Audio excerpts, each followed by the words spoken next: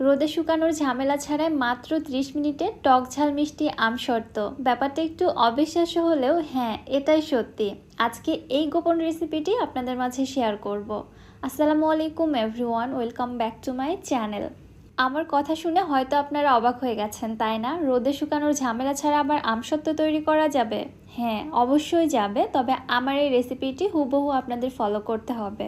Normally যেভাবে আমসত্ত্ব তৈরি করা হয় এই রেসিপি কিন্তু সেরকমটা হবে না, একটু ডিফারেন্ট হবে। ভিডিওটি A to Z দেখলে আপনারা সেটা বুঝতে পারবেন। চলুন কথা না বাড়িয়ে ঝটপট দেখে আসি। বিসমিল্লাহ।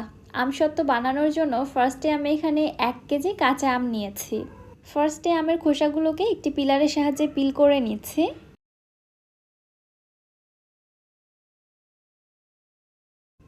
এবারে আমগুলোকে ছোট টুকরো করে কেটে নিচ্ছি। আমার মতো যদি মাত্র 30 মিনিটে আপনারাও আমসত্ত্ব তৈরি করে নিতে চান তবে হুবহু আমার রেসিপিটা ফলো করতে হবে। আমি যে মেজারমেন্টগুলো দিচ্ছি এই মেজারমেন্টগুলো আপনাদের প্রপারলি ফলো করতে হবে।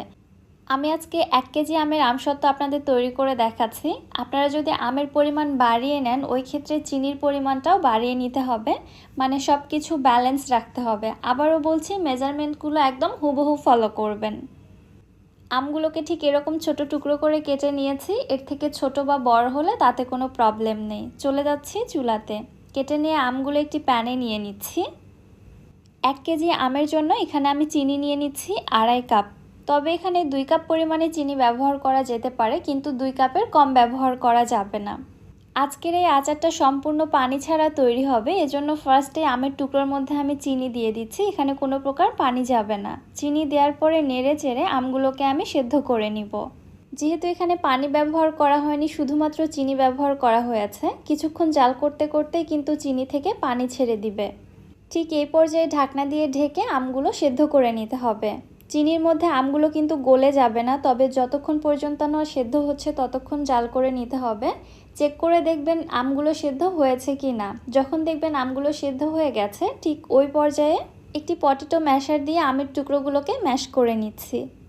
আমি আবারও বলছি, চিনির মধ্যে কিন্তু আম গলে যাবে না, অবশ্যই আপনাকে এইভাবে কোনো কিছু দিয়ে আমগুলোকে গলিয়ে ফেলতে হবে।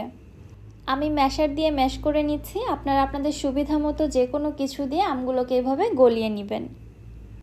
এই পর্যায়ে আমগুলো পুরোপুরিভাবে গলে গেছে এবং এগুলো কতটা ট্রান্সপারেন্ট হয়েছে আশা করছি আপনারা দেখেই বুঝতে পারছেন। এবার এই মিশ্রণের মধ্যে আমের যে আঁশ বা ছোট ছোট গোটা টুকরো রয়েছে এগুলোকে আলাদা করার জন্য আমের এই মিশ্রণটাকে অবশ্যই ছেঁকে নিতে হবে। আমি একটি স্ট্রেনারে ছেঁকে নিচ্ছি এবং সরাসরি যে পাত্রে জাল করব ওই পাত্রে আমি ছেঁকে নিচ্ছি।